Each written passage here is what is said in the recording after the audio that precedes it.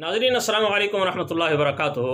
मैं हकीम सनाउल्लाह नेज़ मदरसा Abu Huraira manner road Mailsi ज़िला बिहाड़ी पंजाब पाकिस्तान आपकी खिदमत में इस्तिखारा के एक मुजर्रब अमल के साथ हाज़िर हूँ।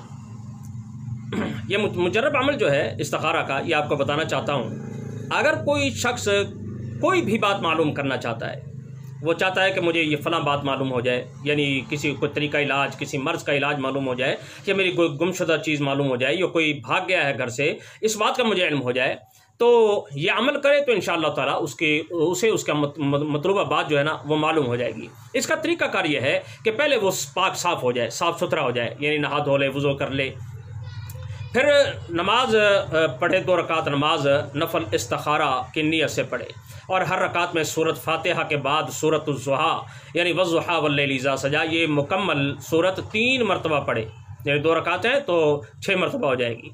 तो फिर सलाम फेरने के बाद दरूद इब्राहिमी 3 मरतबा पढ़े, और 101 मरतबा ला इलाहा इल्ला अंत सुब्हानका इन्नी कुन्तु मिनज़ ज़ालिमीन पढ़े। फिर 70 मरतबा सुब्हानका ला इल्मा लना इल्ला मा अल्लमतना इन्नका अंतल अलीमुल हकीम।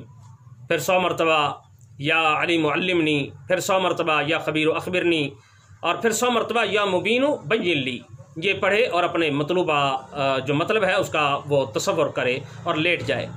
अगर नींद ना आ रही हो तो उठकर लोगों के किसी भी मजमे के अंदर जाकर बैठ जाए, जो लोग बातें कर रहे हो तो उनकी बातें गौर से सुने। इंशाअल्लाह ताला उनकी बातों में से ही उसे अपनी मतलूबा जो बात है वो मालूम हो जाएगी। पहले तो मैं ये मायूस और ला इलाज मरीज़ों को ये अमल करवाता था, और ये बात भी याद रख लें कि अगर मरीज़ खुद ना कर सकता हो तो उसकी जगह कोई और भी अमल कर सकता है। अल्हम्दुलिल्लाह सैकड़ों मरीज़ इस अमल से फ़ायदा उठा चुके हैं। और होता ये था कि या तो ख्वाब में उसको इस मर्ज़ का इलाज बता दिया जाता था, या मजमे में वो खामोश होकर बैठे रहते थे तो इसका इलाज उनके सामने आ जाया करता था, यानी किसी न किसी के मुँह से ये बात निकल आया करती थी। तो ये अमल ऐसा बेहतरीन अमल है। फिर इस अमल को उन लोगों ने भी किया है कि जिनके घरों से चीज़ें गायब हो जाती थीं, तो ख्वाब में उनको बता दिया जाता था कि आपकी फ़लाँ चीज़ जो है ना फ़लाँ जगह रखी है।